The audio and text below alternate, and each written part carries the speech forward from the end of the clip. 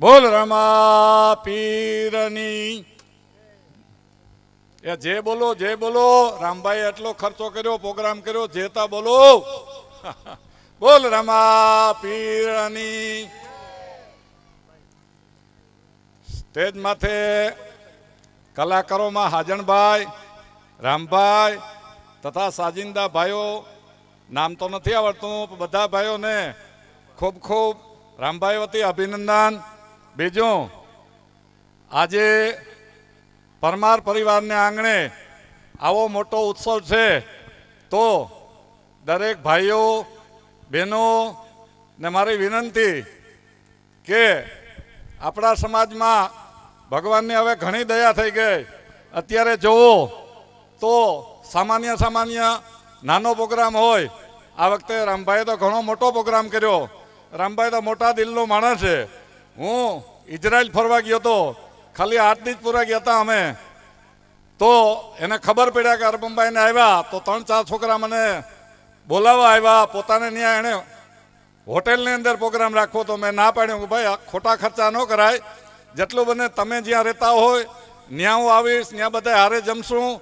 મારા માટે ત્યાં પણ એને એટલો ખર્ચો કર્યો હતો.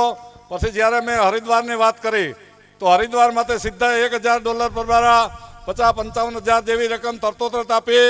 તો રામભાઈનો આ પ્રસંગ આપણે ઉજવીએ. એ ઉપરાંત આપણા સમાજમાં હવે કંઈ કમી નથી, કંઈ ઘટતું નથી. ખાલી એક સામાન્ય પ્રોગ્રામ હોય તો 50, 100, 200, 500 તો મોટરસાઇકલ હોય. ઘર દીઠ લાગત 1-2 મોટરસાઇકલ છે. ફોર વ્હીલ એટલા વાહન હોય 50.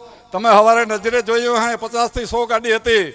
તો હવે આપણે એક જ વસ્તુ ધ્યાન રાખવાની, સમાજ માટે દીકરા દીકરીઓને ભણાવો.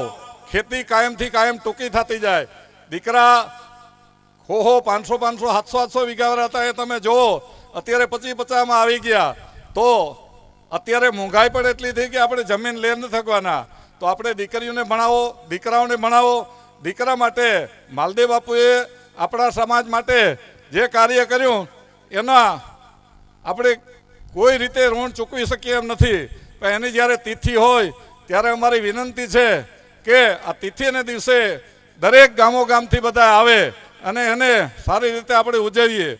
બીજા જ એવા માલદેવ બાપુનો બીજો અવતાર, હું એને બીજો અવતાર જ કહું, વિરમભાઈ ગોઢાણીયા, કે જેને શિક્ષણની એવી જ્યોત જગાવી કે જેની કોઈ સીમાને. અત્યારે એ 1985થી પહેલી વહેલી જ્યારે એ આફ્રિકાથી આવ્યા ત્યારે ભરતભાઈના એ બનેવી થાય. ભરતભાઈને કીધું કે ભાઈ મારે 4-5 લાખ રૂપિયા કંઈક સમાજ માટે વાપરવો. ત્યારે માલદેવ બાપુના વખતમાં જે સમાજ હતો એ આપણો જર્જરિત સમાજ થઈ ગયો હતો. 1939માં પહેલા વહેલું બાપુએ સ્થાપના કરી અને 85માં જર્જરિત થયેલો વિરમભાઈએ 5.5 લાખ રૂપિયા આપી નવો સમાજ બનાવી દીધો. તો એ પછીને એની દરેક ગામોગામ એવી જાહેરાત કરતા કે સમાજ બનાવો તો હું 50% પૈસા આપી, સ્કૂલો બનાવો, એટલી એને સ્કૂલો બનાવી. ગોઢાણીયા કોલેજની અંદર સ્કૂલ બનાવી. અત્યારે ઓછામાં 3 થી 4 હજાર દીકરીઓ ભણે આપણે. એવી જ આપણી એક સ્કૂલ જુનાગઢ છે, આપણે ન્યાય આપણી 800,000 છોકરીઓ જેવી ભણે. તો આપણે અત્યારે ભગવાનની દયા છે એવું જ આપણા દરેક ગામોગામ હવે સમાજ થતા જાય. આવો જ સમાજ એક આપણે 1992ની અંદર આપણા મોરબી શ્રી કેશુભાઈએ લીધેલો અને ત્યારે 24 લાખ રૂપિયા, એમાં ફંડ 2-3 લાખ રૂપિયા થયો તો નહોતો થયો. એટલે ઉરાભાઈ જાડેજાએ 19 લાખ રૂપિયા આપી એને રજીસ્ટર કરાવી દીધા હતા. છેલ્લા 2008ની અંદર એનું કહેવાનું એમ થયું કે બહુ હાલતો નહોતો એટલે વેચી નાખવાનો પ્લાન હતો.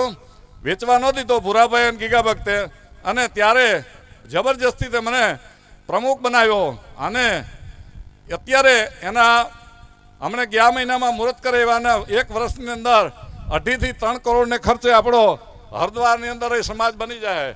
તો અમે દરેક ગામોગામ જોડી લઈને નીકળવાના છે. તેમાં બધા ભાઈઓને મારી વિનંતી કે થોડો સહકાર આપે. એવું જ વિરમભાઈ ગોઢાણીયા પણ 6.5 કરોડને ખર્ચે અત્યારે છોકરાઓ માટે, દીકરાઓ માટે કોલેજનું આયોજન કરે, ફર્સ્ટથી લઈ અને કોલેજ સુધીનું. કારણ કે આપણી દીકરીઓ બહુ ભણે. દીકરા 10 થી 11 ભણીને સીધા બીજે દી ઉઠી જાય.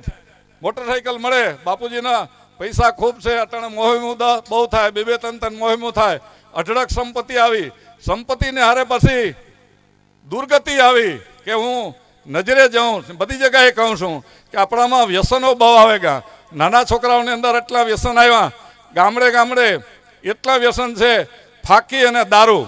નાના છોકરાઓ બધા એટલા દારૂ પીએ, ફાકીયું ખાય. અરે છોકરા ખાય એનું તો વાંધો નથી, પણ મારી બહેનું, મારી માતાઓ પણ ફાકીયું ખાય.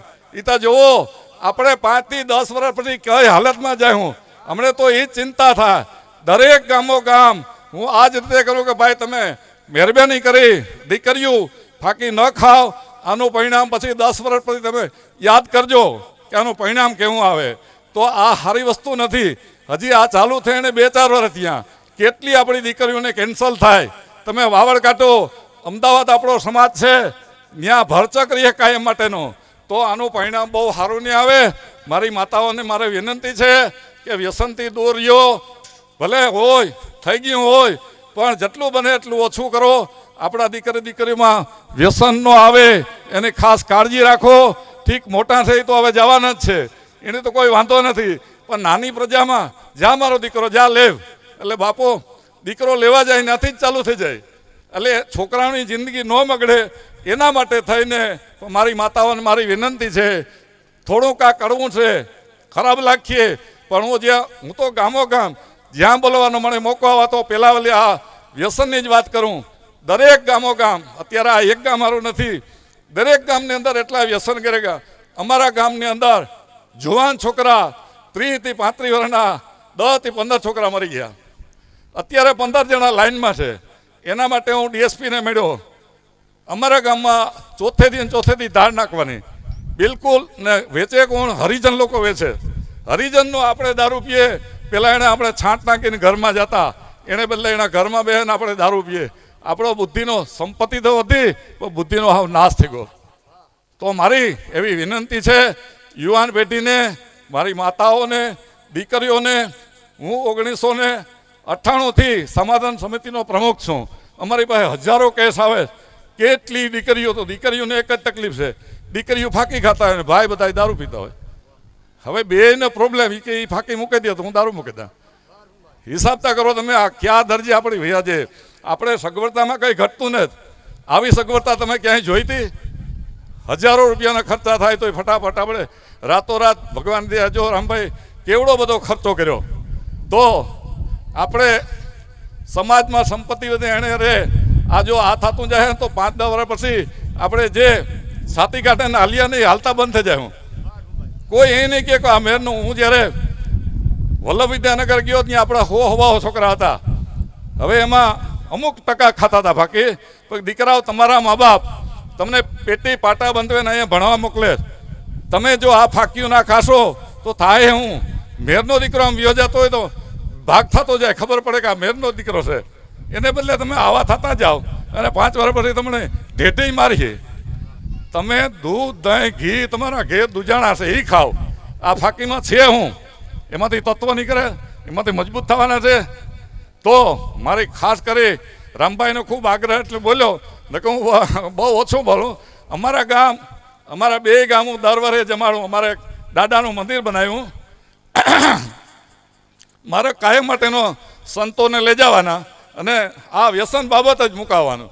એટલી દીકરીઓના ફાંકી મુકાવું, એટલા દીકરાઓના બીડીયું, દારૂ, જેટલા બને એટલું વ્યસનથી જેટલા આપણે મુક્ત રહ્યું ને એટલો જ આપણે ફાયદો છે.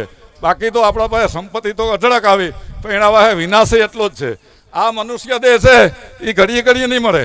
84 લાખ અવતાર પછી પાછો એક મનુષ્ય અવતાર મળે. તો મારી ખાસ વિનંતી, આજે જ પ્રતિજ્ઞા લેજો. તમે ધીરે ધીરે મૂકજો. આજે હું નથી કહેતો કે તમને આજે જ મૂકી દો, પણ ધીમે ધીમે મારી બહેનો, મારી માતાઓને વિનંતી કે ફાંકી કોઈ ન ખાતા.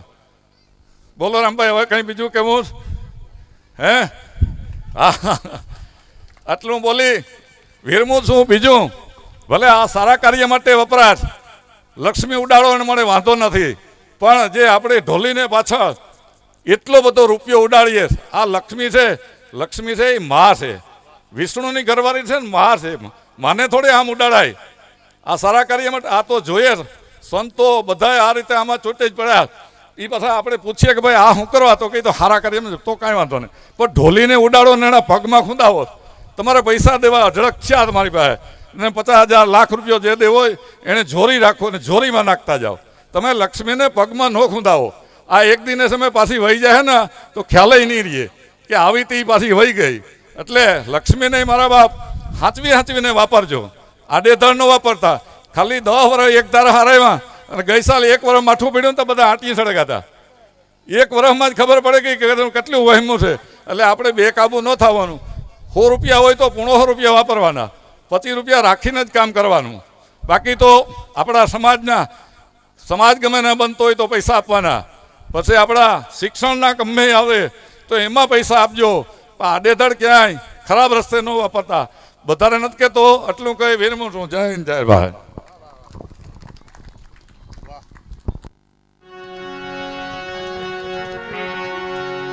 परशुर संत में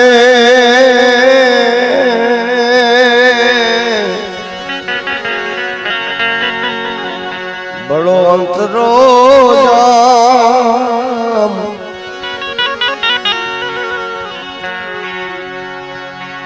परश लोहे को कंसन करे,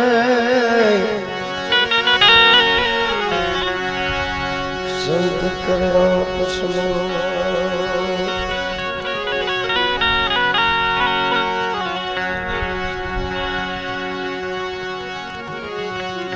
आवा ज्ञानी रे ज्ञानी तमे जो ने विसारी रे मीरा पंखली.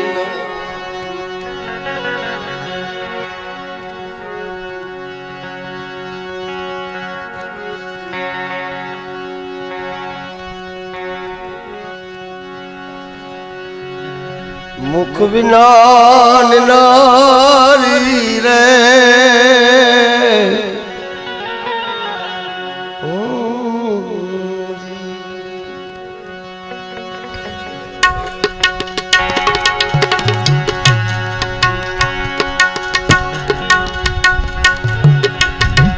मुख बिना